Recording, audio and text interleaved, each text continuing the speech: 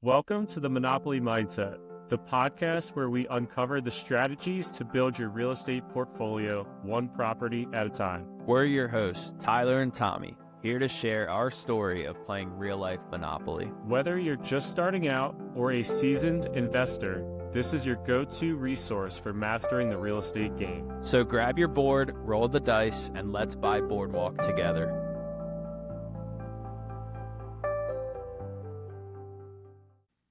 Welcome to the Monopoly Mindset, episode 19. We have a different episode here today. We're going to kind of go through our pass and go segment and kind of just talk more about our portfolio update and go through like life as a real estate investor and how things can come at a time's notice, and we kind of have to be able to be prepared to handle whatever comes up and just talk a little bit more about our portfolio. So probably going to be a shorter episode today, and we'll see what you guys think about it. Yeah, speaking of life updates, you got your MU football shirt on there.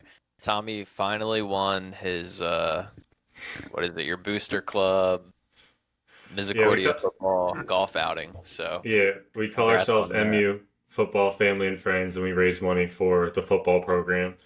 We had 60 people show up, which our record was 61, and I was pretty happy to get close to it. We got a new coach.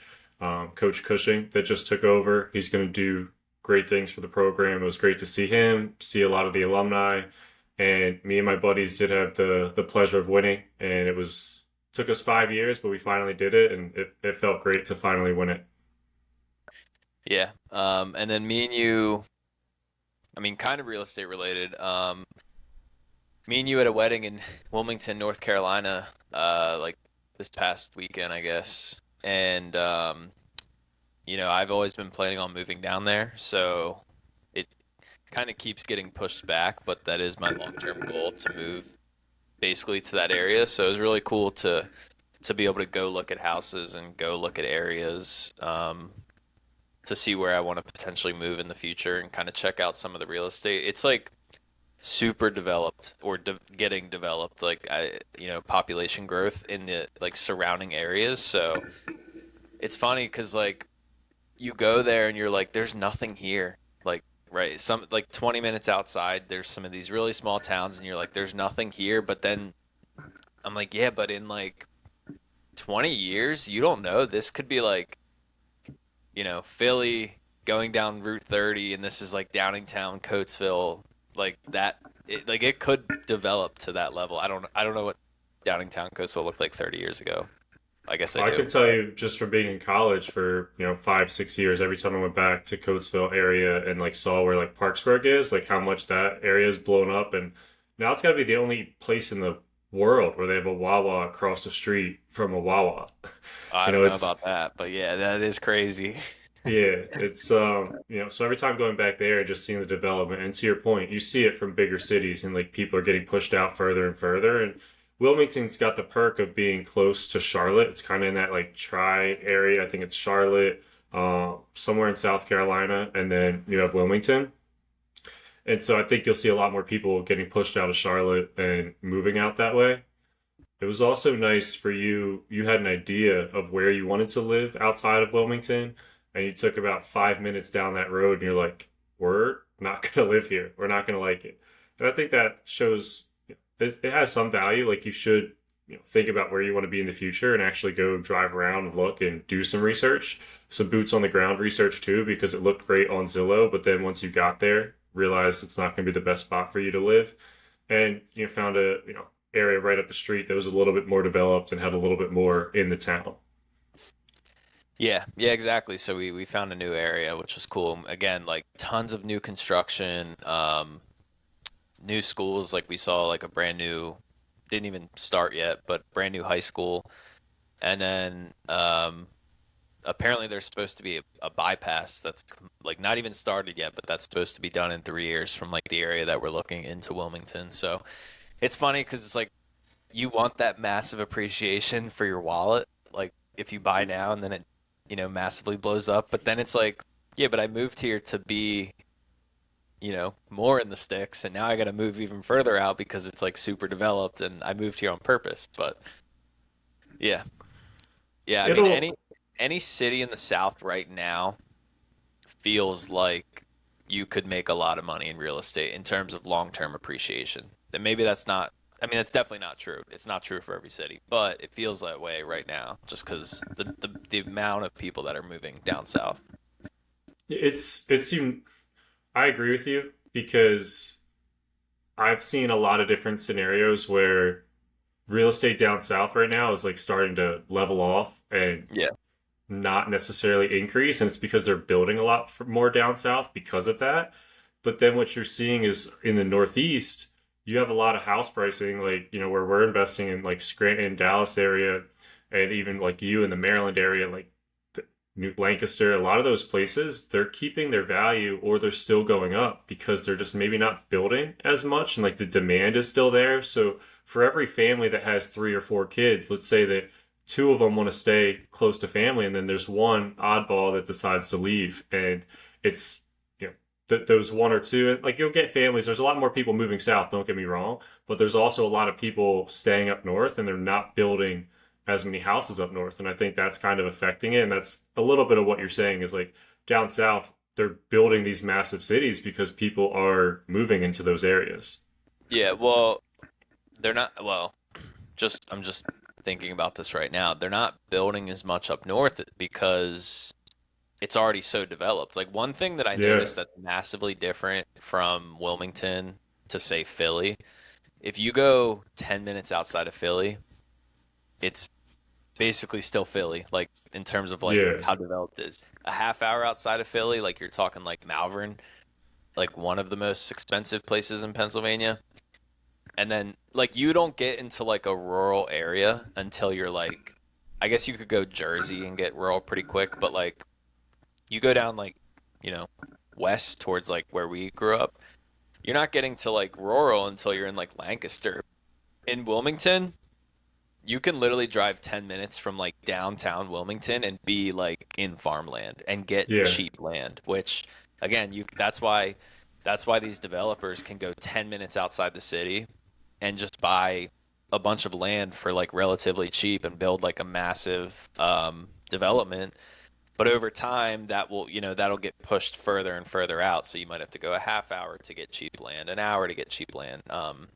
So yeah, I mean, I'm with you. I mean, in New Jersey, like southern New Jersey, to your point, you can get a lot yeah, of land. And like, I have a buddy from Lancaster that said he's moved to South Jersey and it feels a lot like Lancaster in some areas. But then you get to North Jersey and like what Mike was talking about in a couple oh episodes well, ago, it's that's like New so, York. Yeah, yeah, but it's so crowded there to your point from like what they're building outside of the cities. And I was just in New Jersey the other day for the golf tournament. I stayed at my buddy Puck's house, and you can see there's just development everywhere. I mean, there's houses on like every side of the street. There's just so many houses, and it's a great place to live. People love living there, and like it's tough for them to leave. And so, yeah, I can see like the New Jersey market's always going to stay extremely competitive. yeah, yeah. I mean, New York and Philly will always be expensive, obviously. It's just cold, and I think Yeah, and that's one thing it can never change is it's just cold. Like, but you know, people love and like the Northeast United States, like New England, like that's really expensive. I don't exactly know why, but like it is. I don't know. To me, like that's the one California thing. makes sense because it's beautiful Yeah, weather. But I've never been. I do want to get out to California and experience the weather, but part of me thinks if I spend some time out there and see the weather, that I'm gonna not want to come back. So I'm fine just staying in Florida for the time being. yeah, it's probably better than Florida weather. But Weather wise, yeah. And I'm the one that anyway, keeps pushing you. I keep pushing you to try and say, hey, if you're gonna move down to Wilmington, why not just pull the trigger and move there now versus staying back up north for 2 to 3 years? So that's just been something that we've talked a lot about offline. yeah. Well, who knows? Maybe we won't end up moving to a new primary, and it will uh make us want to move down there quicker. But with that, we'll get into yeah, just our update on the subject of a primary. I'm still looking. I saw a place this weekend. It was like a perfect property.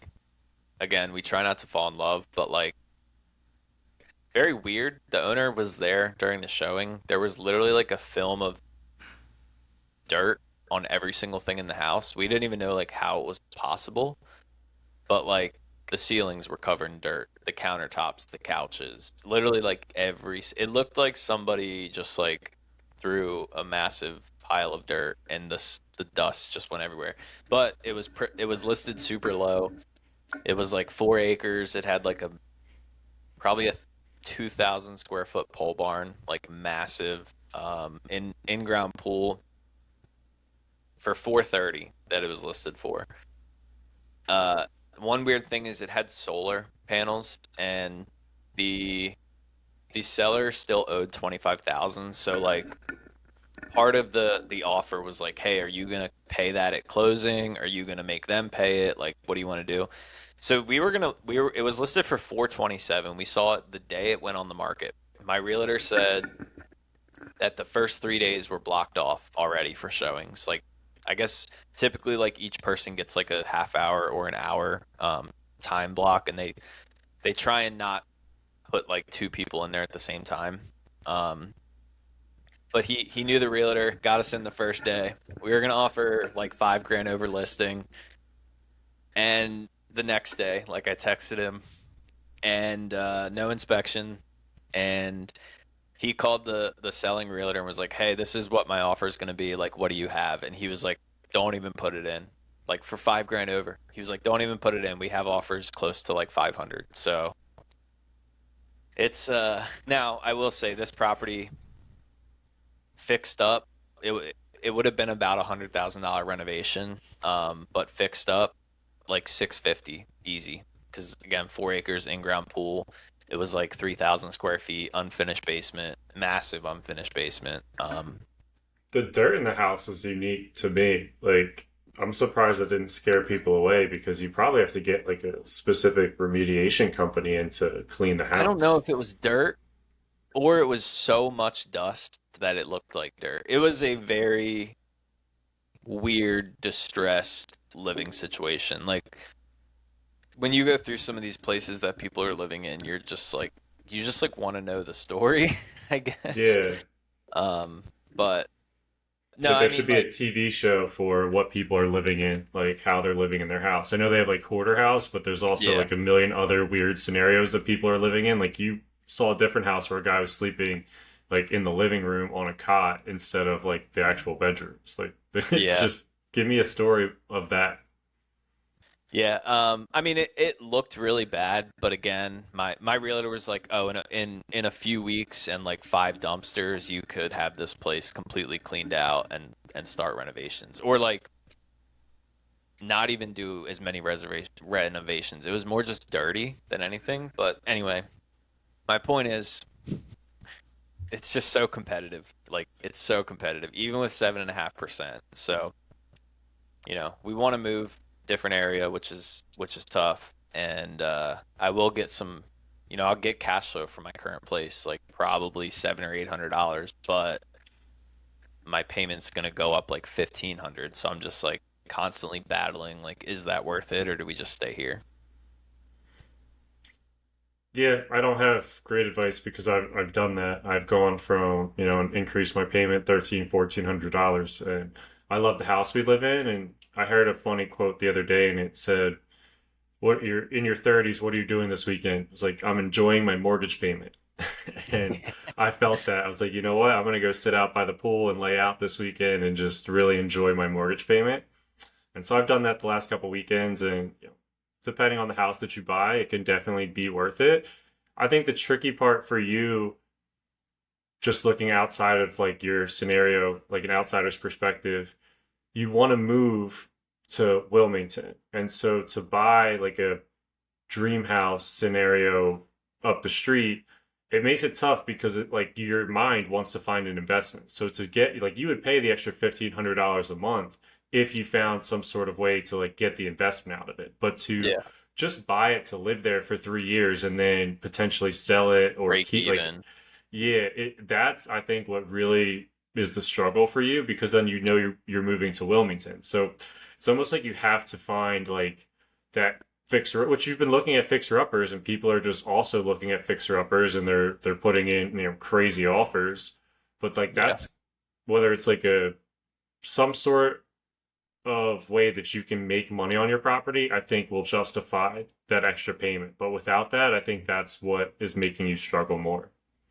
Yeah. And I mean, we bashed on renting for a whole episode, but like honestly, I haven't seriously considered it. I think I'd rather stay in my current house than rent. But like this is a scenario where renting could make sense. If it's like, hey, 2 years, I'm moving 6 or 7 hours away, and but there are definitely better options still. Like again, live and flip. It's just like, are we gonna get something accepted that makes sense when? But yeah, I don't know. We'll keep looking. Yeah, it seems like Uh, you've also expanded your search. You're not just looking in the specific areas where you started. You're getting a little bit further, a little bit more outside the box. So maybe if you keep expanding your search, something will kind of fill that criteria that and like maybe your standards will drop a little bit. I know you were joking that Danielle might be interested in living in a 4 unit, which seemed like a pipe dream at one point in time. Probably still a pipe dream, but my point is standards start to drop the longer that you go throughout this search process. yeah. Yeah, so other than that, the search is still on. Again, I'm like super excited to get back into like looking for rentals. One, because yes, it's 20% down, but the amount of properties that I can look at grow, right? Just because it's Yeah, cheaper from and a me and you can buy something together. We can. I really want to. We were just talking about it, but I really want to get into like raising private money because that seems like just the next natural step in me and yours like investment.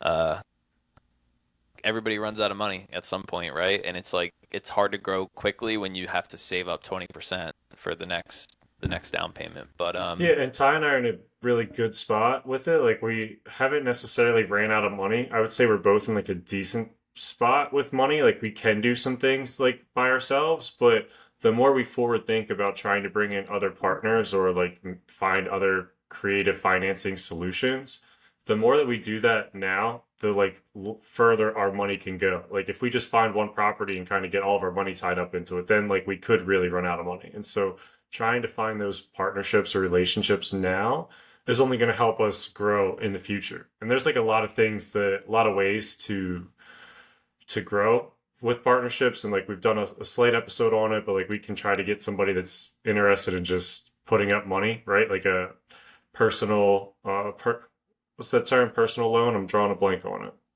just like a loan that they're not necessarily part of the deal. They're just funding the deal and then you pay them back. That's Yeah, kind of one private option. lender. That's what I was thinking of. Yeah. Or the other option is they're like part of the deal, meaning they get ownership in the property and then like when you sell or refinance or whatever, they are kind of making their money more dependent on the performance of the property. Whereas like if you just borrow the money with like a set interest rate and then you buy the property yourself and pay them that interest rate, that one's more guaranteed. The other one where they have equity is we'll say more risky, but has a lot more upside. Yeah, and that's just finding people that are interested in investing in real estate that maybe don't know as much about it. So then partnering with people like Ty and myself that do know a lot about it and have a lot of knowledge and like have been doing this a lot. It just makes it a way for somebody that wants to get into real estate, give them some avenues and helps us grow our portfolios a little bit at the same time. So it's definitely something that Ty and I are looking to talk to more people about. Yeah. Yeah, so I had pretty much something happen for all my properties this past week, all on the same day. All pretty good things. So one, the the Poconos, we got a month-long rental, um, which I guess it's not solidified yet, so it could fall through. But we had somebody reach out. They wanted to do all of July, and what was awesome is that typically, like I've heard that typically people will request a month, but then ask for like 30, 40% off, like nightly rate, because you're still, you're booking 100% occupancy.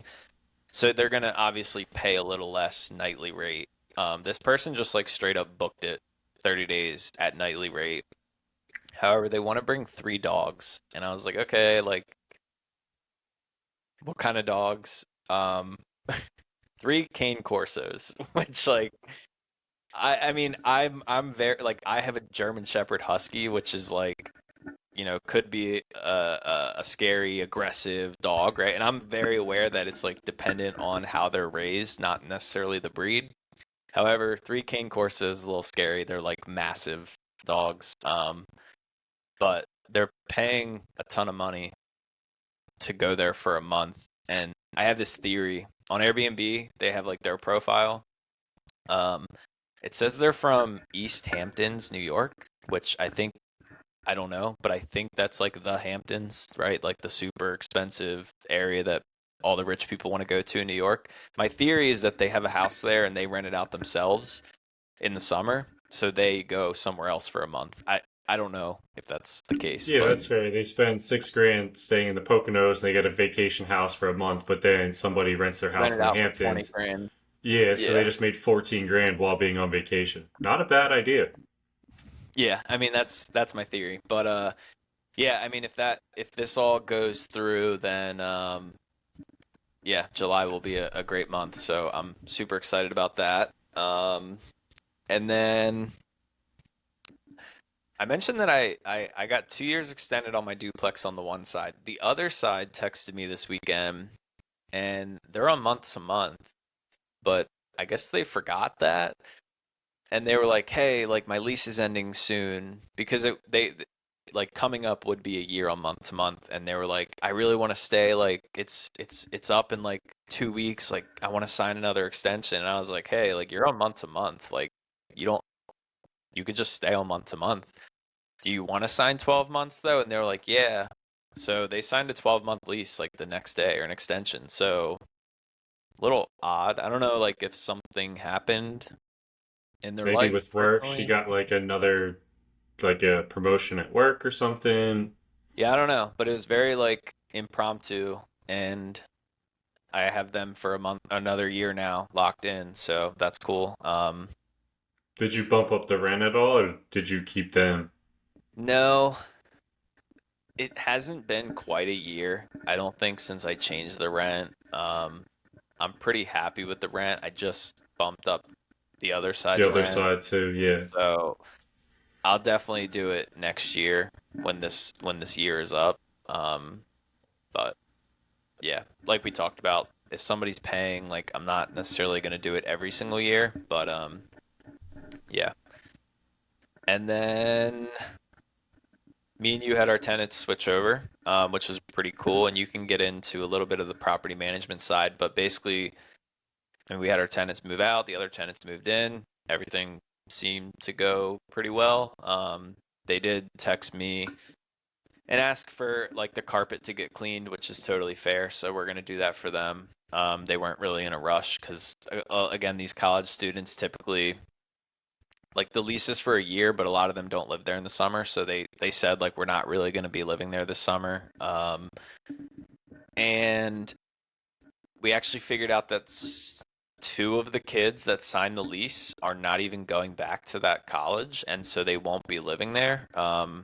And so they're going to try and sublet, which they seem to say that they would have no problem subletting, and they're aware that even if they can't find somebody, like they signed a lease and the house is responsible to make the payment. So not the best scenario, I would say, from the landlord's perspective, but they seemed like they were well aware that they have to make the payment. So Yeah, the kids went about it the best way possible that we could ask, and they also like made it sound don't understand the baseball season as much, just being a football player. Like, you know a little bit about baseball, but they kind of go like towards the end of the school year is when their season lasts.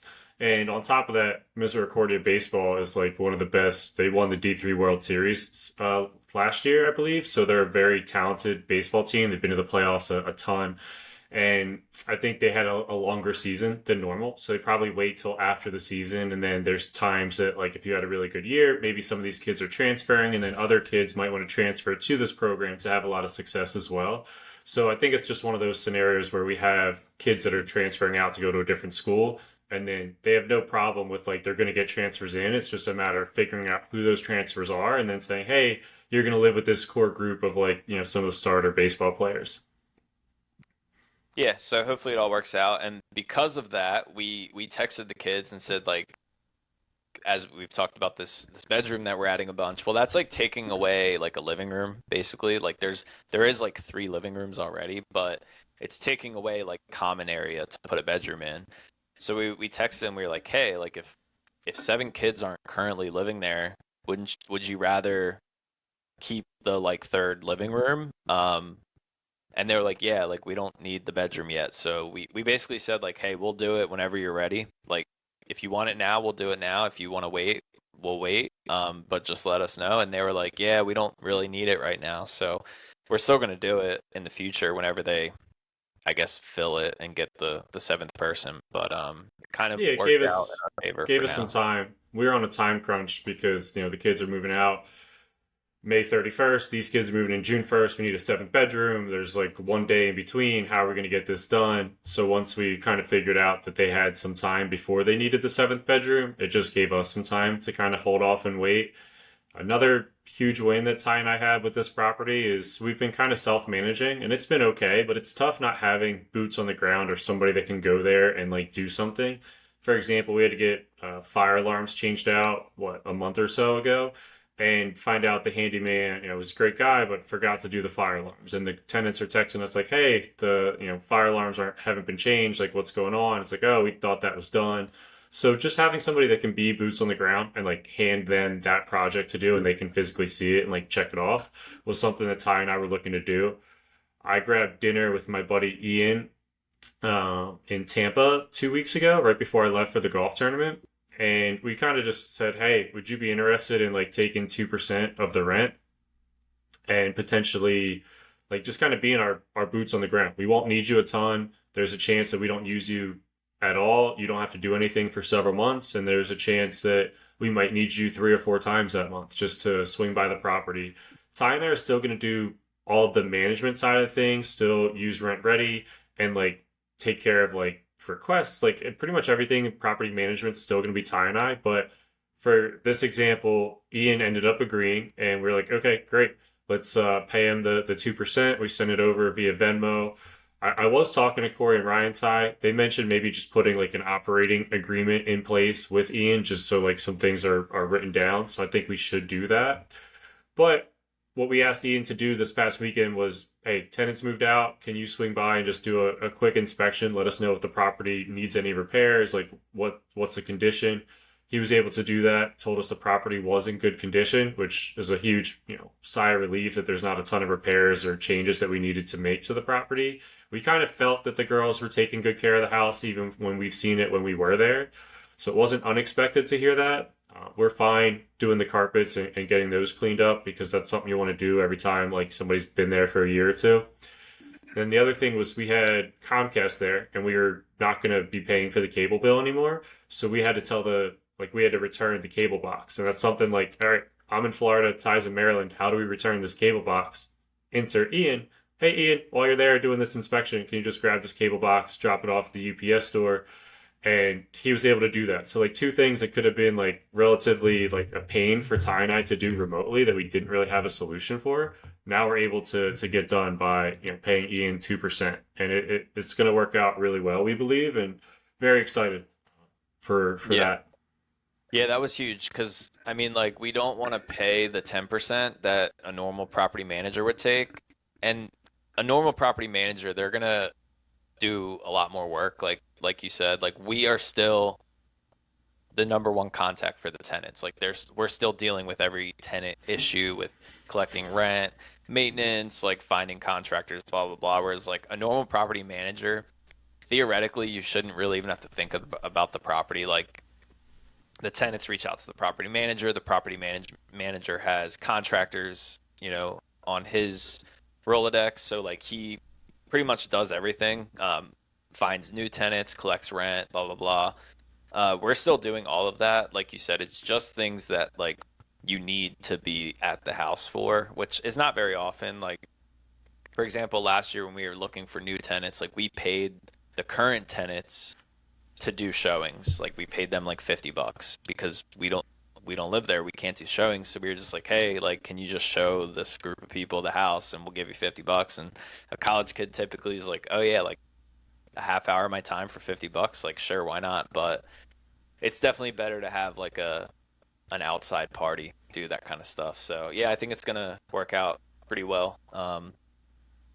Yeah, I'm excited because that was definitely one thing that made managing from a distance stressful is like, if you have to go to the property, what do we do? Yeah, we have contractors, like, so we have people that we can call and we can still schedule things. But even like just doing like the follow up, okay, like, hey, we were told that this was done. Like, could you go inspect like the wall that was put up for the seventh bedroom? Like, let us know what you think, like, or something along those lines. And so now having some boots on the ground is definitely going to help. And the handyman that we used to have, he's a great guy, but he's gotten slightly bigger. He's doing like larger projects because he's been doing very good handyman work, and now he's just kind of doing additions and larger buildings. And with that, it kind of makes it a little bit tougher to say, like, hey, can you go do these fire alarms? Because he wants to go build like another house.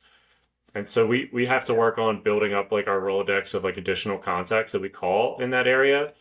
We have a sheet that I put together like 4 or 5 years ago. And so we need to comb through that and just like triple check our contacts and make sure that we have better contacts and people on call. But that's it's all moving in the right direction. Things are going well, and we're excited to see how this works with Ian. And it seems like it's going to work out pretty well. Yeah. I had the same experience when I did renovations to the duplex. Like I was paying this contractor $6,000 to do like a bathroom, and it took him like way longer than a bathroom should take, but he was also doing a new build like 20 minutes away, and it's like, what are you as a contractor going to focus on? A $6,000 job or like a new construction job where you're probably making like 100 grand? Obviously, the new construction, especially, I mean, like again, as you do more and more and more and you become kind of one of their top clients, hopefully they would, favor you more, but that was my first rental ever, and that was the first time I've ever used him. So like it makes sense that they're not going to prioritize like small jobs when they have, much bigger stuff going on. Um, Yeah. but yeah, I think that's it for me.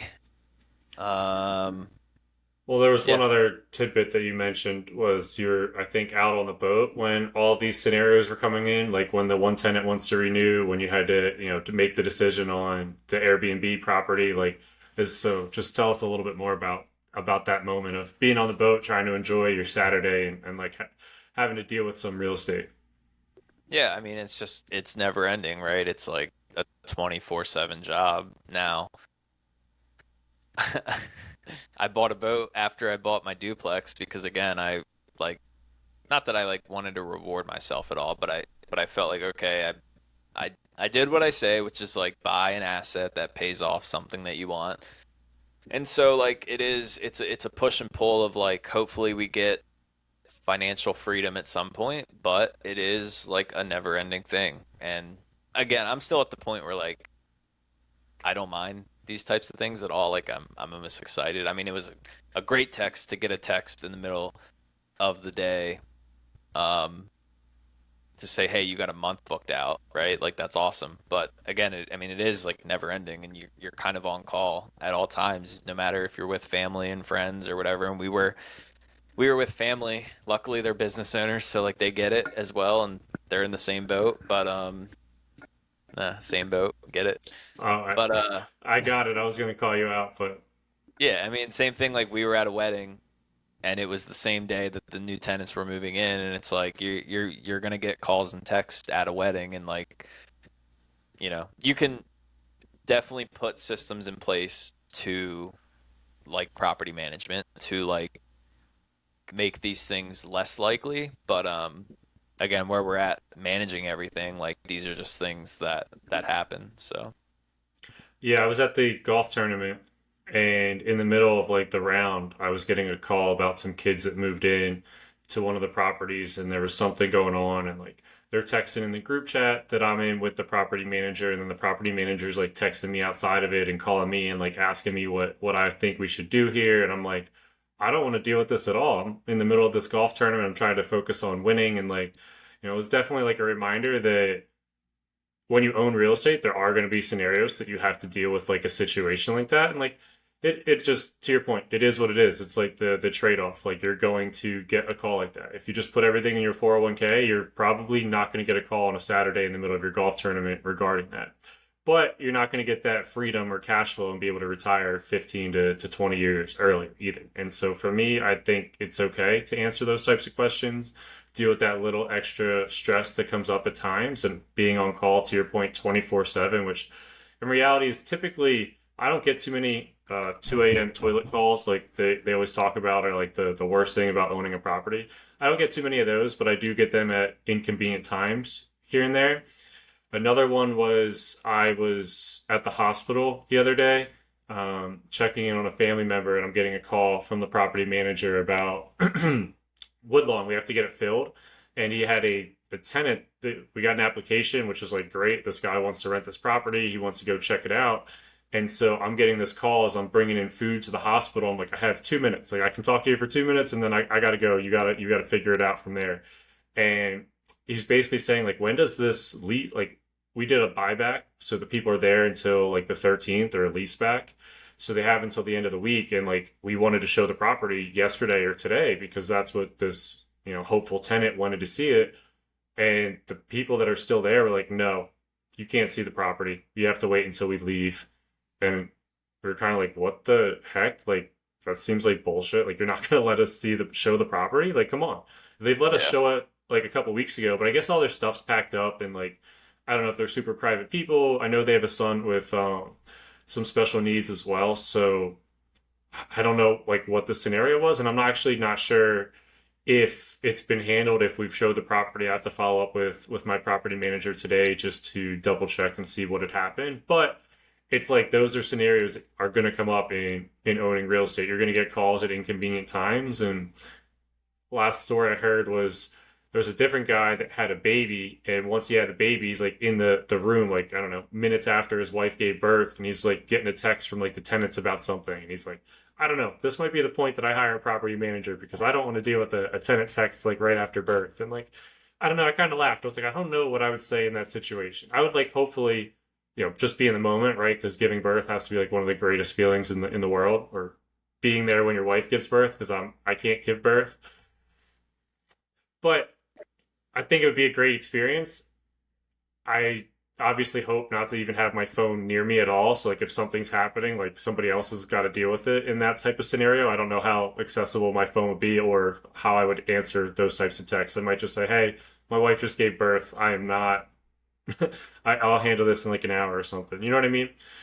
Yeah, I mean, I think this goes to any business owner. Like it is owning a business is a 24/7 thing, but if you work a 9 to 5, typically it's like clock in, clock out. When you're gone, you don't really have to think about it. But real estate specifically, like you're dealing with somebody's living situation, like where they live. So like there are things that could happen that you need to handle like immediately. So, but And again, I it's think all worth it. So. we put stress on ourselves to be great, and like we want to be good landlords. I mean, I know I do, and I'm pretty sure that you do as well. And I've given this example in the pod before, but there's a woman that has like cockroaches that are running around her apartment, and like the landlord's just not caring and not doing anything, and like she's kind of at the will until he gets that resolved, or she's got to like kind of pay and like get it done herself. And like I'm not saying it's a great scenario, like maybe she should have filed a lawsuit or something, but I think for us, like we try to do the right thing all the time and like try to get the property repaired. So like there's an extra stress that we put on ourselves. Like we might have a couple extra days to get something done. But for you and I, we want to get it done immediately to try and be good landlords. And it also technically like should help us out in a lot of scenarios Yeah. too. Like Yeah, I mean if it's twofold. Like one, you're doing the right thing and like giving somebody the best possible living conditions, but two, like that's going to make them want to stay at your property. Your latent vacancy is going to go down. And so like it's definitely a win-win. And again, same thing in business. Like if you help other people, that's going to come back in your favor, even if you're not asking for them for anything. But Yeah, and anyway, it's instead of just slapping a band-aid on something that like could need a complete repair. I think you and I are typically going to do that complete repair, which helps the property be in better condition and should last several years longer because you fixed it the right way or properly versus just doing like a quick fix. Yeah. So, all right, I wanna hear about your current refinances that you got going on. Yeah, so speaking of like the tenants moving out and whatnot, we've had a lot of repairs and maintenance that has came up that we just need to do at some of our properties, specifically TDJ. My properties don't need as many repairs, at least at the moment. And so we're kind of going through the list, and like one property, we kind of got to redo like a kitchen. We kind of got to repaint like the inside of the house. We had to put a new floor down. And so when you start calculating up those repairs, another property needs a tree cut down, which you would think isn't that expensive, but can be like 3 grand, which is I think Yeah. what we paid for this one. Needed one tree cut down, a bunch of branches cut down. We need a house that's just like the outside of it, like the paint's starting to chip and like could really use like a repaint job. And so that's another 4 grand, which honestly should cost like almost 10. And to get it done for 4 seems like a steal. So we have like a lot of maintenance and updates that we want to do. TDJ does for our properties. And we're kind of looking at some equity we have. And it's unique because we have a 4.9% interest rate. And a lot of people would say you don't ever want to get rid of that interest rate. You want to keep it forever, which I respect and agree with. But we have like $50,000 in these properties. And so TDJ made the decision that we're going to move forward with the refinance and pull out the $50,000 so we can kind of use it for some of these repairs that need to get done. We have about $20,000 of repairs that we want to and updates we want to get done to the properties to hopefully charge more rent in the future and just like make our properties like up to a standard that we want to hold a little bit more. And so once we get that done, we'll still have another 30-ish thousand dollars. We'll kind of just let sit in our joint or in our bank account and use for expenses that might come up in the future. It's going to eat into the cash flow a little bit, but for us to have the cash on hand made a lot more sense just from the position that the company's in. And so that was something that we pulled the trigger on. And we're kind of going through that process. Yeah, we've talked a little bit about it, and you know that I don't really agree with this scenario. I think it kind of shows like I don't know what the number is, but if you have say a certain dollar amount of cash reserves for each property that you have so that you can pay for some of these things, or like there's three of you, so like theoretically you could each put in a little bit more money. It like you're kind of in a bind where like you have to refinance and you don't really have a choice if you have to pay for these repairs. But again, it's just like to go from a 5 to a 7. What rate are you getting? Like 7.5? 7.3. Yeah, so to go up 2.5% and pay 15,000 in closing costs is just like expensive. And in the long run, I don't really agree with it per se. But again, like if you're in a bind, like it is the power of real estate is you can always kind of access money through equity. But yeah, I mean, I would personally, if it was me and you, I would probably try and just like pay it out of pocket. Like, hey, me and you each need to put in $10,000 into this account, which is not fun, but yeah, I guess it is what it is. I mean, again, you'd have to look at the like the break even point of like, okay, how much cash flow are you using? How long is that going to take to like, I don't know. Yeah, I don't know. I mean, it is what it is. You still have what you're leaving in 25% equity in that's like the loan to value 75%. Yeah, I'm with Ty. It might not be like my first option, but like from the perspective of being within the company and like where we're at, like other than putting in additional money ourselves, which doesn't seem to really be an option, it kind of feels like we're pigeonholed into going this route. I mean, getting access to $50,000, I want to say regardless of the requirements or like repercussions, like but still access to a decent amount of capital that's going to help us just get into a much better position and then have that extra cash on reserve that we need like for each property as well. And so I Have you thought for, about potentially selling one to get that capital and not refinancing the others? I think we have, but because we have leases in place on them, I mean, I know you can still sell with a lease, but the money that you want to get for the property for selling it and it's rented for less, based off the 1% rule. To me, I would never want to list something like over the 1% rule because I know that's what a lot of investors are looking for. So I think for those Yeah, reasons, but we've that decided. like I agree with that. When I'm looking as a buyer, I'm like, why are you listing it above 1%? You know that's what investors are want, but that's just not that's a good deal. There's tons of invest and like the 1% rule I think is also it's definitely I mean it's a blanket rule, but like it's also different if people are paying cash. Like at that point they're looking at like cap rate and ROI and like let me just give you an example. From a buyer, if I see a place that's has 5 grand in rent and they're listed for 800,000, I'm like, why? Like, why? That's not even close to 1%. Like, but people are gonna buy it for 800,000. And as a seller, I'm not listing just for 1%. I'm gonna list for what my property's worth. And like, my duplex is worth 300 right now. I got an appraisal 2 years ago for 280. His estimate says 300. Let's just say 300. The current rent's only 2,200. So like that's well over 1%. But I bet you somebody will buy it for 300 or 280 to 300. So like that's a rule of thumb to like get a good deal, but that doesn't necessarily mean that that's what somebody else is going to pay for your property. I mean, again, like people are buying places at a 6% cap rate right now and like all cash. So like that's way worse than 1%.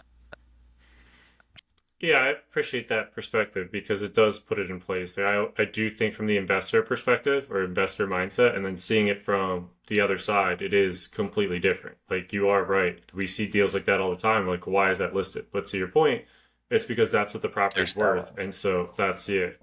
So that's a fair point. We did want to sell one of our properties. That was kind of our plan instead of doing this refinance. But unfortunately, the kids wanted to stay in the house and we didn't.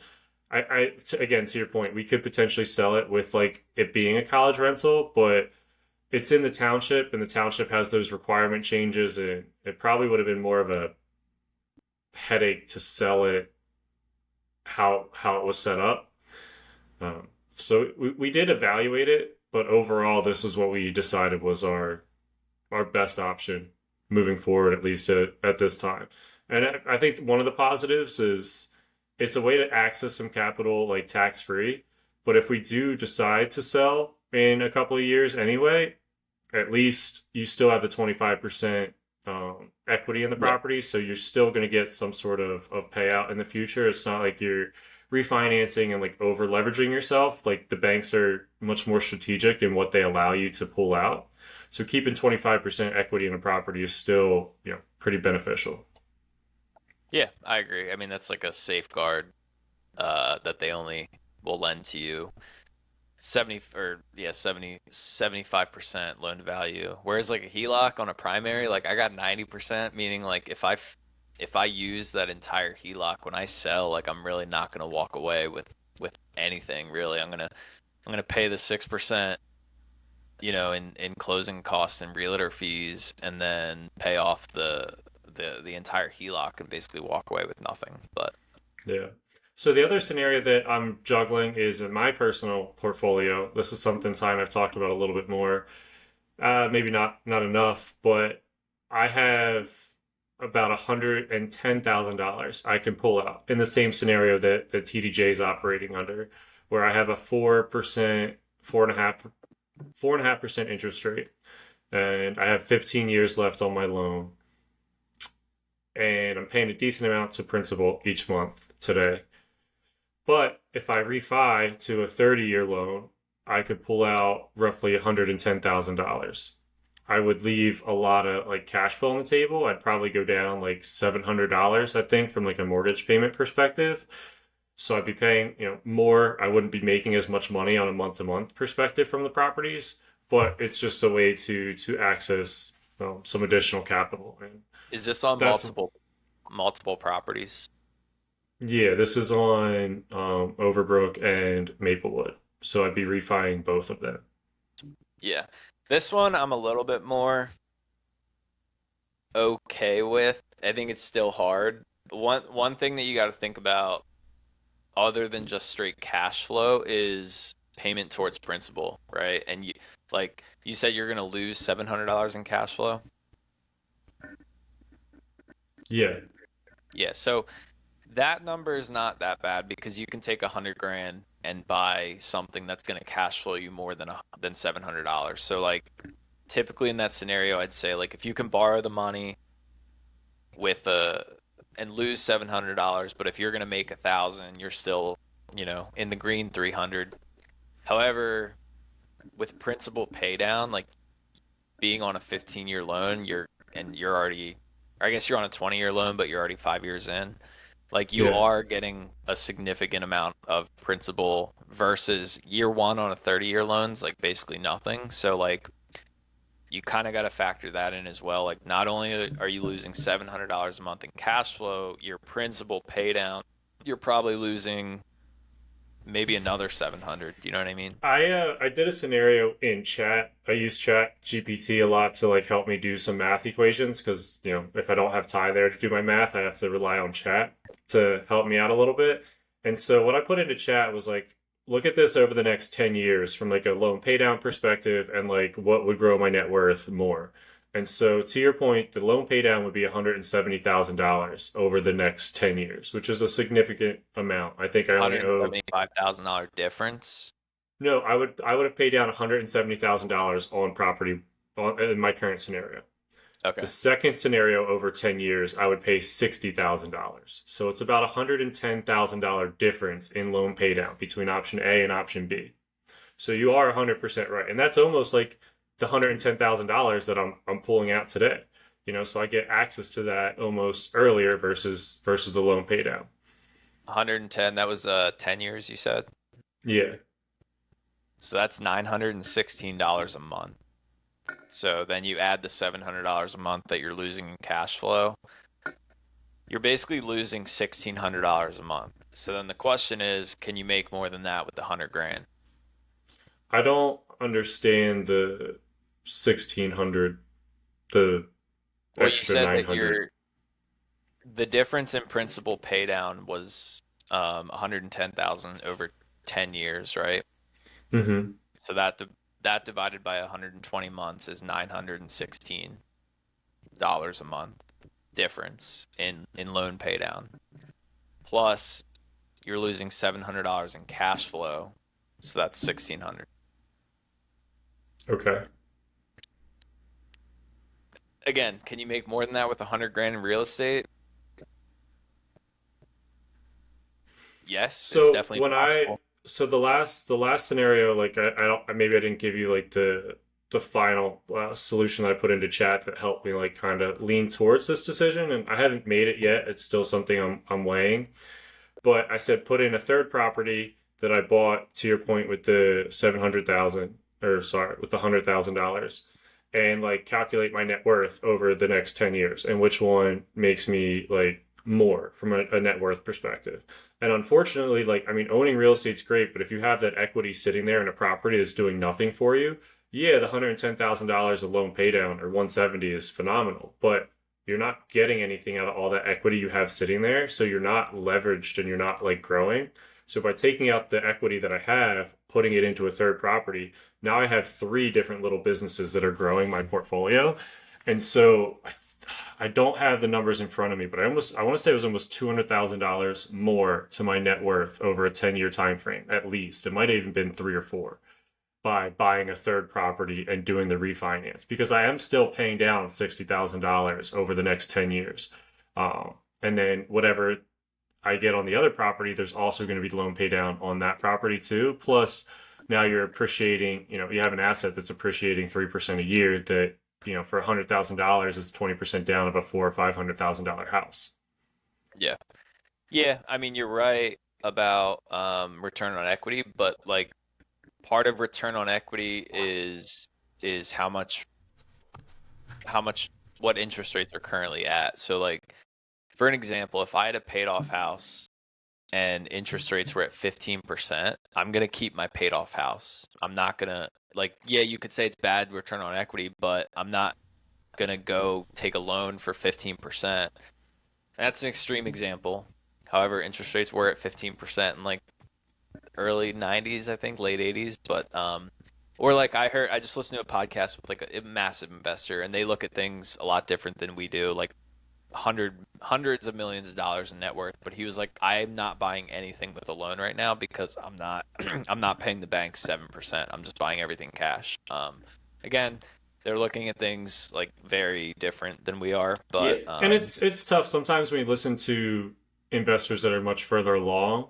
Like, yeah, sure, they might do things differently now, but like at the same time, when you're in a growth mindset, which you and I are yeah, kind of in like a growth period, like to buy more is kind of like the main goal. And so if I can buy more by doing this, then it's accomplishing my main goal. And if it, doesn't make 100% sense at this time, I believe rates should drop in the next couple of years. So it's like, yeah, I yeah, might refi to a higher rate now, but it's like I've sold some properties, but then I've also seen like, yeah, it's great to get that cash, but then you have to like figure out what to do with it, and now you don't have an asset that's appreciating. So I think in selling the two properties that I've sold, like I look back and I'm like, shoot, if I just kept them and refied, I'd still have those properties. And I think that's partly where my mindset is like I still want to keep growing, and like, yeah, it's nice to sell, but then you just don't own it anymore. And I don't know if I how much I love that scenario of not owning the properties anymore. I think I want to keep growing, and like this is a way to access capital and grow. There's another scenario that I've weighed, like, and the reason that I have to do this is because I have a portfolio loan. I've found companies that will do a HELOC on an investment property because these two properties are in my own name. So I'm like, okay, great, I can get a HELOC. This is perfect. But they won't do it on a portfolio loan property. So there's a chance that I just refi, let's say, one of these properties to the higher 7 rate. Then I keep one of the properties on like the 4.5% rate. It's going to be a significantly lower loan, but then I can maybe tap into like whatever equity's there via a HELOC.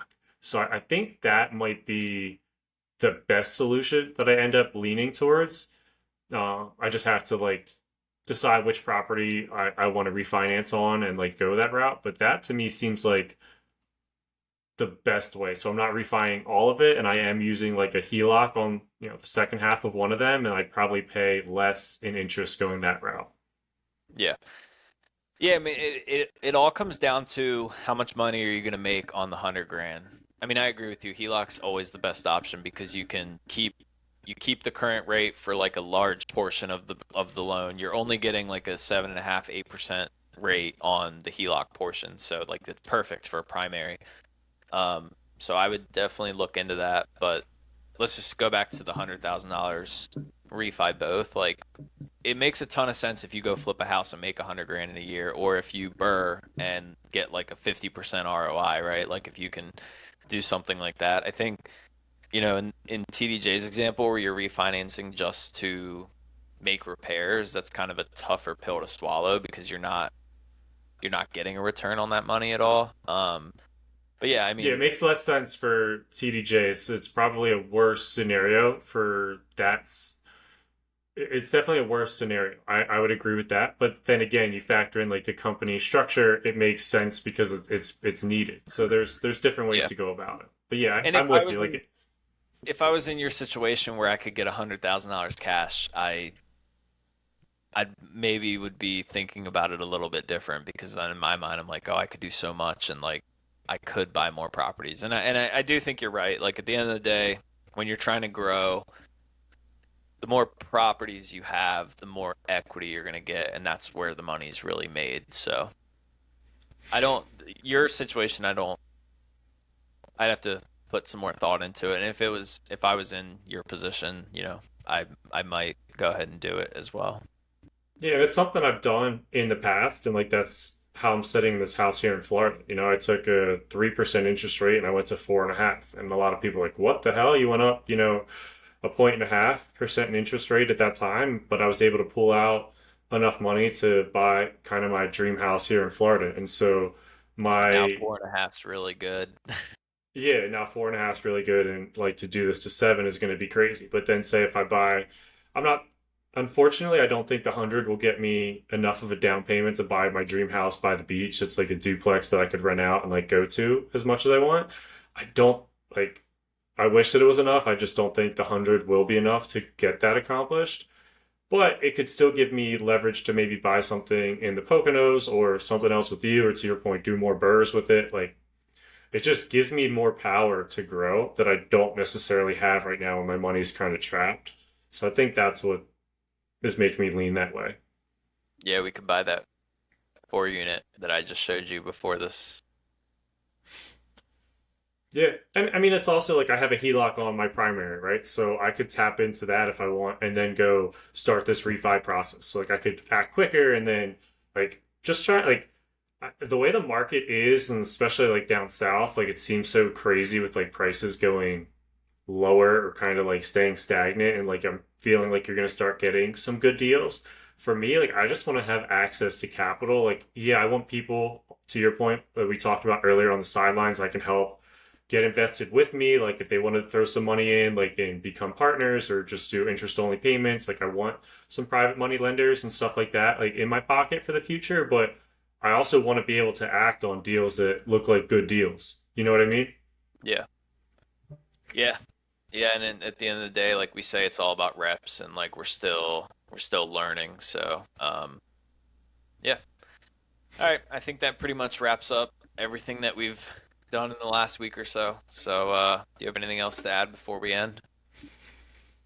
No, it was a little bit of a different episode, but hopefully everybody enjoyed just hearing I feel like we really got kind of behind the curtains of what we think as real estate investors, what we deal with on maybe more of a daily basis, some of the scenarios and challenges and like successes, wins, like getting Ian. I don't know if everybody could see how excited we were, but feels like a win for everybody. Like Ty and I are super pumped. Ian's getting an extra couple bucks every month and he doesn't really have to do that much. So feels like a big win for him. And so we had a lot of successes as we also had, some things that maybe we wish weren't happening. But that's the life of being a real estate investor and really a business owner. And that's what makes us a different from, anything from other investments. Yeah. All right. So, thanks for tuning in, and we'll see you next week for episode 20.